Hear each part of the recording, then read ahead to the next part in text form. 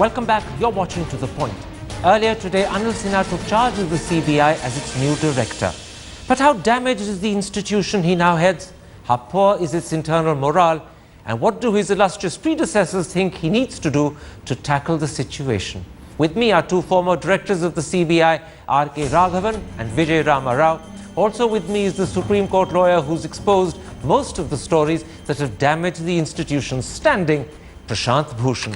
Mr. Raghavan, today was Anil Sinha's first day as the new director of the CBI. Let me start by getting some sense of the state of the institution he inherits. How badly damaged is the CBI after 2 years of Ranjit Sinha's directorship? To begin with, I would like to offer my felicitations to Anil Sinha and also give my blessings for a long, successful career. He's taking up a very difficult assignment at a very difficult time. The job is cut out for him. He has to do a lot to restore the image of the organization. But the damage can be repaired with some careful planning. The damage had been done over a course of about 2 or 3 years. But everything suggests that Anil is a good choice. And you can't have a more transparent selection process. Okay. The Prime Minister, the Chief Justice of India himself, along with the leader of the largest single party in the Lok Sabha, all the three eminent men of great integrity, I'm sure they have made a very right choice. And those of us watching it from outside. But I'm not talking about the choice. I'm talking about the damage done to the institution. How damaged is it today? I'd like to give all this introduction so that I make some sense. Yes, it is slightly difficult to undo the damage, and the first is one. I think the feeling of many of my colleagues who had been directors earlier, it's a failure of the leadership. I do not think the rank and file of the CBI had failed. It's a question of the leadership, and the former director possibly could have done better. Okay. And he has the general impression is that it failed for a variety of reasons. And I'm sure Anil has already been in the organization. He had been watching we'll come to Anil Sinha in a moment's time, sir. Let's stick to the state of the institution. I'll come to Anil Sinha in a moment's time. Mr. Vijay Rama Rao, you heard Mr. Raghavan say very bluntly that failure of leadership had led to a sad situation in the CBI. I want to ask you a specific question about that failure of leadership. To what extent was the problem compounded by the fact that Ranjit Sinha repeatedly met at his home people who the CBI was prosecuting, thus creating the impression that the CBI would not be effective and it would not be objective? How much damage did those revelations alone do to the CBI's image and standing? You just mentioned that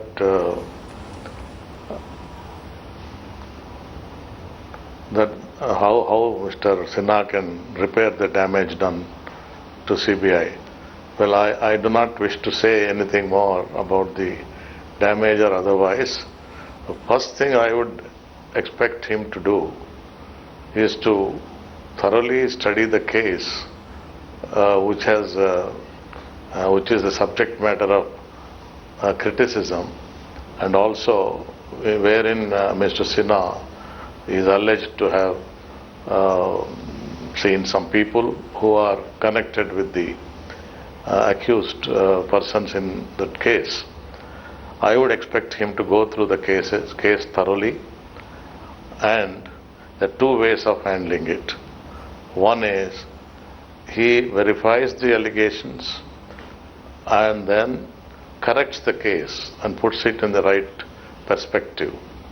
And if he finds all the defense which Mr. Ranjit Sinha has mentioned into the press and to the media earlier as to the purpose of his meeting with those people, and if he finds that there has been no misdemeanor or that the evidence has been carefully preserved, or he wanted only to verify certain things as he claimed, if all that is correct, it should be very easy for Mr. Sinha, the present director, to set right. And that's the first thing I expect him to do. Absolutely. That's the first thing I expect him to do. I'm going to stop you there for a moment. I want to bring in Prashant Bhushan. Prashant Bhushan, you've heard Mr. Rama Rao speak specifically about what the new director needs to do, about the massive evidence you brought into the public domain, about all those people that Mr. Sinha was meeting privately. Do you believe that if those steps that have been just enumerated in some detail by Mr. Vijay Rama Rao are taken, it will restore the credibility, A, of the CBI and B, of the leadership that runs it? In your eyes, are these sufficient measures? Well, specifically to address the problems created by Mr. Ranjit Sinha and his immediate predecessor, Mr. A.P. Singh, about whom also some evidence has come out in connection with Mr. Qureshi, about the kind of dealings that he was having with Mr. Qureshi, who appeared to have been a kind of go-between between Mr. Ranjit Sinha and various accused which were being investigated by the CBI, as well as between Mr. A.P. Singh and various accused. There is, of course, this problem of finding out whether these investigations were influenced by all these meetings and mediations through Mr. Qureshi, etc. For that, certainly the new director would have to examine all those cases where the accused persons have been met by Mr. Ranjit Sinha and see whether those investigations were properly done or not, whether the so you're saying, but you're then agreeing with Mr. Rama Rao. Then you're agreeing with what Mr. Rama Rao suggests. I'm agreeing with that, but in addition to that, there are some undesirable people who have been brought into the CBI. For example, the joint director was admonished by the Supreme Court on that day for having suggested to Mr. Venugopal that he should not appear for the CBI, and that Mr. Ranjit Sinha's lawyer will appear for the CBI as well. He had to be admonished and sent out of the court. So you're saying people like that should be removed from the CBI? Yes, absolutely. People like that should be removed. But this is the specific problem created by Mr. Ranjit Sinha and Mr. A.P. Singh. It's a problem of direct corruption. There is also a problem. Let me stop you there. Also another problem, the caged parrot problem. But let me stop you. Let me first go to Mr. Raghavan. Yes. I want to come to that problem. Mr. Raghavan, beyond the problems created by Mr. Sinha and his predecessor, there is, as you heard Prashant beginning to say, that whole issue that the Supreme Court summed up with that very catchy phrase, caged parrot. And what it's done is to actually draw attention to the belief that instead of acting independently and autonomously, the CBI has become the handmaiden of the government. It acts at the behest of the government. What do you think needs to be done by the new director to change that image? Because that's a very widely believed image. Yeah, this has been the traditional charge against the CBI, that it is acting under the behest of the executive. I think Anil Sinha has been watching his boss perform. You must understand that the problem is mainly with court-monitored cases. It is here I personally feel that Ranjit Sinha failed to perceive the gravity or the importance of court-directed, court-monitored investigations. Can I interrupt you, sir? Can I interrupt you? It's not just. Can I interrupt you? It's not just court-monitored cases. Yeah. As Arun Jaitley and Sushma Swaraj have repeatedly said, there is also this belief that the CBI is used by the government to file false cases or to remove false cases against opponents, so that the UPA, when it was in power, could ensure either the support of those parties or at least ensure that their opposition was reduced. That too was a role that the BJP, when it was in opposition, alleged and widely alleged. That's why people believe the CBI is the handmaiden of the government of the day. How do you handle that problem? That depends on the conduct of the new director. The new director should, he doesn't owe the job to the executive. He has been chosen on merit. So he should be courageous enough to say no when no is very well merited. And so if he doesn't say no to every request, then he will again have failed by the organization. It's not as if every day there is a request from the executive to do this or that. It comes once in a while or is slipped unobtrusively. So the director should be wary of confronting those requests and then taking a very clinical decision and explain to the executive what is possible, what is not possible, what is regular, what is irregular. If he doesn't do that, then I think he would again have done injustice to the organization. Mr. Ramarao, you must remember. Let me bring in Mr. Ramarao. I want to quickly ask him. I personally feel the present executive is enlightened enough to understand. Well, we don't know, sir. Let's not shower encomiums on the present executive. We just don't know. Let me stop you there. We just don't know. Politicians have often surprised us, and usually in a way that we don't like. Let me come back to you, Mr. Ramarao, and ask you this. Does the system within which the new director will operate permit a man to stand up to the Prime Minister and say, no, sir, I won't do it. What you're asking is wrong? Does the system allow a man to stand up and say it, or will he be cowed down by authority or circumstances? It will allow. It will allow? Yes, yes. Does then, let me put it the other way around. Do you believe that the CBI director will have that capacity? Because clearly one or two of his predecessors did not.